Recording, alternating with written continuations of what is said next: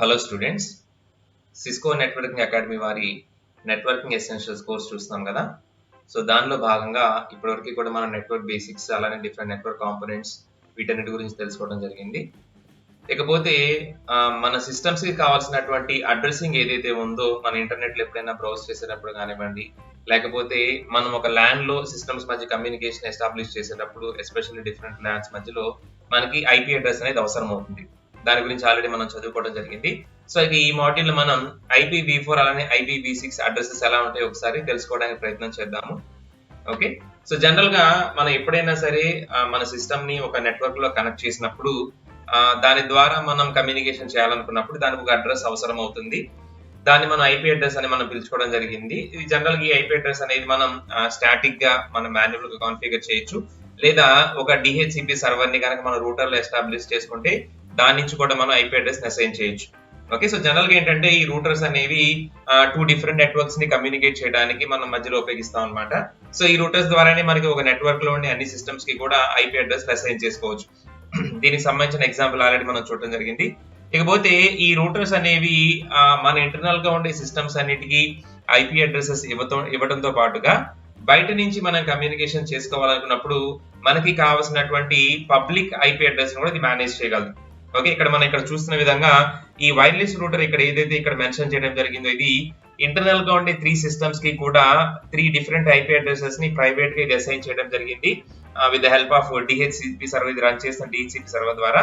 అలానే ఈ 3 సిస్టమ్స్ కి అడ్రసెస్ ఇవ్వడంతో పాటుగా ఈ 3 సిస్టమ్స్ కి ఇంటర్నెట్ కావాలంటే మరి మనకి పబ్లిక్ ఐపీ అడ్రస్ కావాలి కదా. సో ఆ పబ్లిక్ ఐపీ అడ్రస్ ని ఈ వైర్లెస్ రూటర్ అసైన్ చేయించుకొని, అంటే ఇది ఒక DHCP క్లయింట్ లాగా యాక్ట్ చేసి బయట నుంచి ISP నుంచి వచ్చేటువంటి ఇంటర్నెట్ ఫెసిలిటీని మన లోపల ఉండే సిస్టమ్స్ కి అందించగలదు. ఓకే, సో అందించాలంటే మనకు తెలుసు ఎప్పుడైనా సరే మనం ఇంటర్నెట్ యూజ్ చేసుకోవాలి అనుకుంటే ఖచ్చితంగా మనకి పబ్లిక్ ఐపీ అడ్రస్ కావాలి.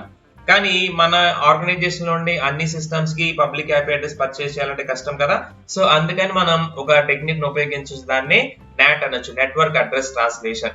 సో ఈ NAT ఆపరేషన్ ద్వారా మనం మన ఆర్గనైజేషన్ కి ఒక ఇంటర్నెట్ కనెక్షన్ అంటే ఒక పబ్లిక్ ఐపీ అడ్రస్ తెచ్చుకున్నా సరే మన లోపల ఉన్నటువంటి అన్ని నంబర్ ఆఫ్ సిస్టమ్స్ కి మనం ఇంటర్నెట్ ని ప్రొవైడ్ చేయొచ్చు. ఏ విధంగా చేయొచ్చు, ఇక్కడ మీరు చూడొచ్చు ఈ పర్టికులర్ రూటర్ ఏదైతే ఉందో ఇది తన లోపల ఉన్నటువంటి అన్ని సిస్టమ్స్ కి కూడా ప్రైవేట్ ఐపీ అడ్రస్ అసైన్ చేసింది. కానీ తను ISP నుంచి మాత్రం ఒక పబ్లిక్ ఐపీ అడ్రస్ తెచ్చుకొని ఆ పబ్లిక్ ఐపీ అడ్రస్ ద్వారా మనందరికీ కూడా ఇంటర్నెట్ ప్రొవైడ్ చేస్తూ ఉంటది. సో ఇంటర్నెట్ ప్రొవైడ్ చేయాలంటే ఏంటి, మరి ఈ సిస్టమ్స్ కూడా పబ్లిక్ ఐపీ అడ్రస్ కావాలి కదా. ఆ ట్రాన్స్ఫర్మేషన్ మొత్తం కూడా ఈ రూటర్ చూసుకుంటుంది అనమాట. సో ఎలా చూసుకుంటుంది, ఈ రూటర్ నుంచి బయటకు వెళ్ళేటువంటి ట్రాఫిక్ మొత్తం కూడా, అంటే ఈ సిస్టమ్స్ నుంచి వెళ్ళే ట్రాఫిక్ మొత్తం కూడా పబ్లిక్ ఐపీ అడ్రస్ ద్వారానే వెళ్తుంది. అలానే ఈ సిస్టమ్స్ కి రావాల్సిన ఇన్కమింగ్ ట్రాఫిక్ మొత్తం కూడా ఈ రూటర్ అనలైజ్ చేసి ప్రతి సిస్టమ్స్ కి తనకు కావాల్సినటువంటి రెస్పెక్టివ్ డేటాని పంపిస్తూ ఉంటది. సో ఈ విధమైన ఐడెంటిఫికేషన్ కోసం అది ఏం చేస్తుంది అంటే పోర్ట్ నంబర్ సహాయం కూడా తీసుకుంటుంది అనమాట. ఓకే, సో పోర్ట్ నంబర్ సహాయంతో ఇంటర్నల్ గా ఉండే సిస్టమ్స్ ని ఐడెంటిఫై చేస్తూ బయట నుంచి లోపల నుంచి కమ్యూనికేషన్ మొత్తం కూడా ఈ నెట్వర్క్ అడ్రస్ ట్రాన్స్లేషన్ ద్వారా మనకు చేసి పెడుతూ ఉంటది. ఓకే, ఇకపోతే ప్రపంచవ్యాప్తంగా మనకి ఐపీ అడ్రస్ కనుక తీసుకుంటే ఎప్పుడైతే నంబర్ ఆఫ్ సిస్టమ్స్ ఎక్కువైపోతున్నాయో మనకి ఐపీ అడ్రస్ కూడా ఎగ్జాస్ట్ అవుతున్నాయి, especially IPv4. Okay, so IPv4 లో మనకి ఏంటంటే 32 బిట్స్ మాత్రమే ఉంటాయి కాబట్టి సో మనం మాక్సిమం 2^32 అడ్రసెస్ కాంబినేషన్స్ వేసుకున్నా సరే అన్ని నెంబర్ ఆఫ్ సిస్టమ్స్ మనకు ఆల్రెడీ దగ్గరికి వచ్చేసింది. ఎందుకంటే టెక్నాలజీ డెవలప్ అవుతున్నప్పుడు మనకి ఎప్పుడైతే సామాన్య ప్రజలు కూడా కంప్యూటర్స్, ల్యాప్టాప్స్, మొబైల్స్ ఇవన్నీ యూజ్ చేస్తున్నారు, వీటన్నిటికీ కూడా ఇంటర్నెట్ అవసరం అవుతుంది. సో మరి ఇన్ని సిస్టమ్స్ ఇవన్నీ డివైజెస్ ఇంటర్నెట్ కనెక్ట్ అయినప్పుడు మరి ఆబ్వియస్ గా ఇంటర్నెట్ అడ్రసెస్ అనేవి ఎగ్జాస్ట్ అయిపోతూ ఉంటాయి. మనం ఇక్కడ చూడొచ్చు ఈ డయాగ్రామ్ మనం గమనిస్తే కనుక ఒక్కొక్క రీజియన్ లో ఉన్నటువంటి IPv4 అడ్రసెస్ ఎప్పుడెప్పుడు ఎగ్జాస్ట్ అయిపోయినాయి మనం చూడొచ్చు. సో చూడండి ఇక్కడ మనకి LAC NIC అమెరికా సైడ్ కనుక మనం చూసుకుంటే సౌత్ అమెరికా సైడ్ మనకి దాదాపుగా ఏప్రిల్ 2011 లో మనకి ఎగ్జాస్ట్ అయిపోయినాయి. అలానే ఇటు సైడ్ 2015, అలానే ఏషియా రీజన్ లో కనుక మనం చూసుకుంటే యూరోప్ సైడ్ 2012, ఆఫ్రికా సైడ్ 2020, అలానే ఏషియా సైడ్ మనకి 2014 లోనే IPv4 అడ్రస్ అనేవి ఎగ్జాస్ట్ అయిపోతున్నాయి, అంటే అయిపోతున్నాయి అనమాట. సో మరి అయిపోతున్నప్పుడు మనకి సిస్టమ్స్ ఆగట్లేదు, మొబైల్స్ ఆగట్లేదు, అలానే కొత్త కొత్త డివైజెస్ వస్తున్నాయి. మరి ఈ రోజులో మనకి కొత్త టెక్నాలజీ ప్రకారం IoT అంటే ఇంటర్నెట్ ఆఫ్ థింగ్స్, ఈ డివైజెస్ కూడా ఇంటర్నెట్ యూజ్ చేస్తున్నాయి కాబట్టి IPv4 ద్వారా వీటన్నిటికీ ప్రొవైడ్ చేయడం కష్టం అనమాట. సో అందుకని ఏంటంటే నెక్స్ట్ లెవెల్ ఆఫ్ అడ్రసింగ్ అనేది మనకు అవసరమైంది. సో అలా వచ్చిందే IPv6 అన్నమాట. ఓకే, ఇంటర్నెట్ ప్రోటోకాల్ లో వర్షన్ 6 అన్నమాట. సో IPv6 అనే ఈ పర్టికులర్ అడ్రసింగ్ సిస్టమ్ ద్వారా మనం ఎన్ని సిస్టమ్స్ కి అంటే ఎన్ని డివైసెస్ కి ఇంటర్నెట్ ప్రొవైడ్ చేయొచ్చు అంటే ఈ IPv6 లెంగ్త్ వచ్చేసి 128 బిట్స్ ఉంటుంది. సో 128 బిట్స్ అంటే 2 power 128 it's a very very huge number, చాలా పెద్ద నంబర్ అన్నమాట. ఓకే, సో డెసిమల్ ప్రకారంగా చూసుకుంటే కనుక IPv6 లో మనకి ఎంత పెద్ద నంబర్ వచ్చింది అంటే ఇక్కడ చూడొచ్చు కదా, మన 1 అంటే డెసిమల్ చూసారా, సో 10 పవర్ 36 దానికంటే కూడా పెద్ద నంబర్ అన్నమాట 2 పవర్ 128 అనేది.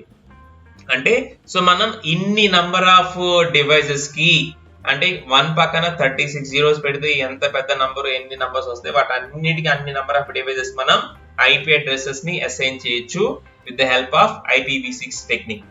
ఓకే, సో ఇది మనకి నెక్స్ట్ లెవెల్ ఆఫ్ అడ్రసింగ్ అన్నమాట. మనం జనరల్ గా ఇప్పటి వరకు కూడా IPv4 యూస్ చేస్తున్నాము, బట్ IPv6 అనేది కూడా మనకి ప్యారలల్ గా అన్ని చోట్ల కూడా డిప్లాయ్మెంట్ అనేది జరుగుతూ ఉంది.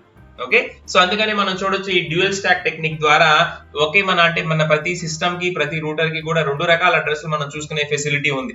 ఎందుకంటే మనకి IPv4 ఎగ్జాస్ట్ అయిపోతుంది కదా, సో దానికి కంపాటబుల్ గా మనకి IPv6 కూడా ఉండాలి. కాబట్టి ప్రతి సిస్టమ్ ప్రతి రూటర్ కూడా మనకి డ్యూయల్ స్టాక్ సపోర్టింగ్ కోసం ప్రతి సిస్టమ్ కూడా IPv4 అడ్రస్ ఉంటుంది, అలానే IPv6 అడ్రస్ ఉంటుంది. అది మనం చూడొచ్చు మన సిస్టమ్ లో కూడా ఎస్ఐనే ఉంటుంది అన్నమాట.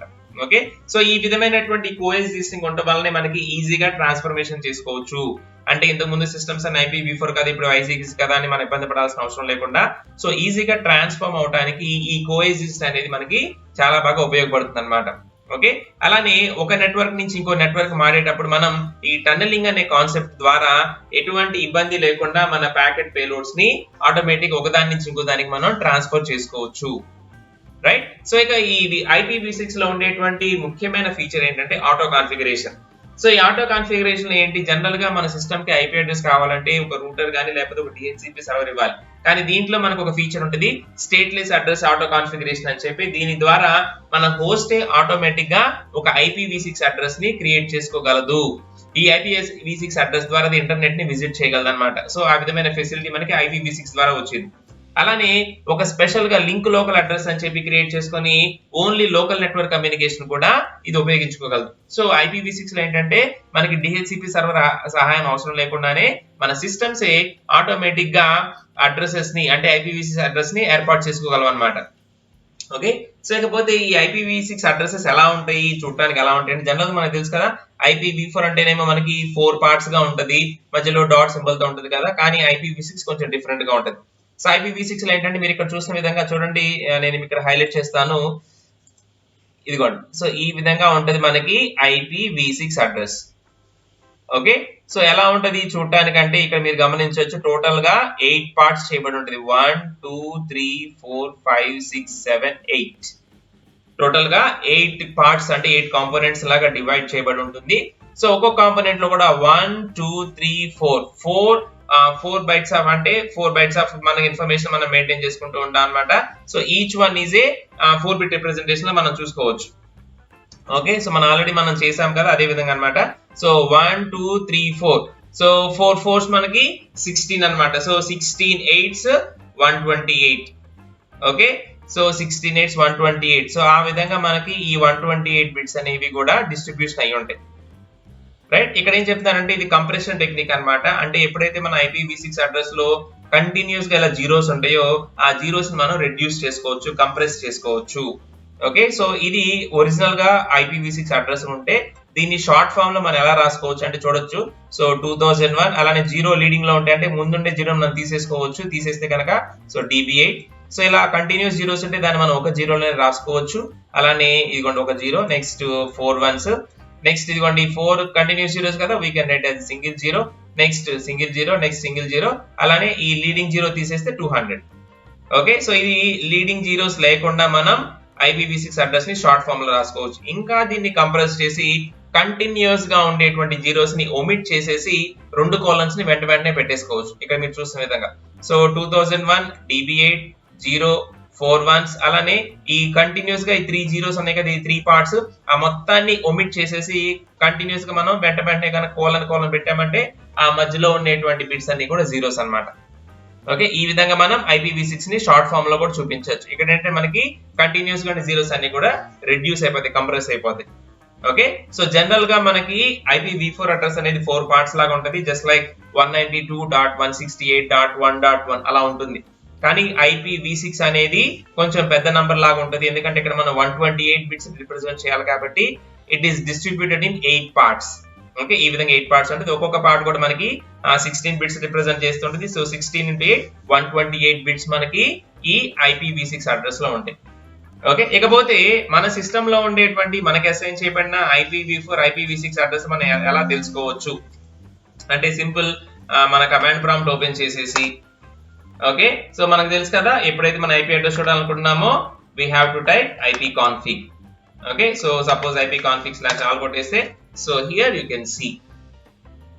ఓకే, సో చూడండి ఇందాక మనం లింక్ లోకల్ అని చెప్పుకున్నాం కదా, అంటే విత్ ఇన్ ది ఇంటర్నెట్ అంటే within the local area network లో మనం కమ్యూనికేషన్ చేసుకోవడం కోసం ఒక అడ్రస్, అలానే బయట కమ్యూనికేషన్ చేయడం కోసం ఇంకొక అడ్రస్ మనకి అసైన్ అవుతుంటుంది కదా, ఆ విధంగా అనమాట. సో ఇక్కడ చూడొచ్చు మన సిస్టమ్ కి అసైన్ చేయబడిన IPv4 అడ్రస్ ఇది 192.168.0.1.3. అలానే మన సిస్టమ్ కోసం లింక్ లోకల్ IPv6 అడ్రస్ ఏం అసైన్ చేయబడింది ఇక్కడ చూడొచ్చు, ఇదిగోండి FE8018182158. Okay, so this is the IPv6 address. Okay, ఏదైతే మన సిస్టమ్ ఉందో మన సిస్టమ్ కి సంబంధించినటువంటి IPv6 అడ్రస్ అన్నమాట.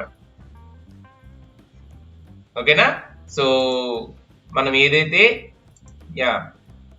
మన సిస్టమ్ కి కనెక్ట్ అయి ఉన్నామో మనం ఇది చూడండి లింక్ లోకల్ మనకి అడ్రస్ అసైన్ చేయబడినటువంటి IPv6 address. Okay, and this is our IPv4 address.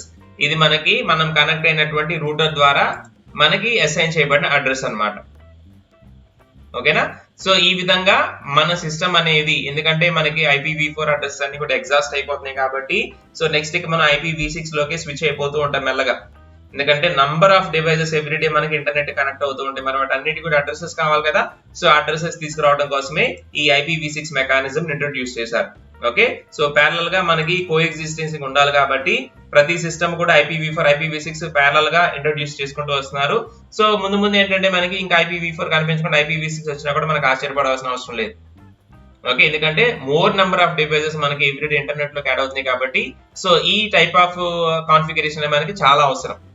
Okay, so అదనమాట మనకి ఈ మాడ్యూల్ IPv4 IPv6 ఎలా ఉంటాయనే ఒక బ్రీఫ్ ఐడియా మనకి ఇస్తుంది అనమాట. ఓకే, మాడ్యూల్ 10 అనమాట ఇది, IPv4 IPv6.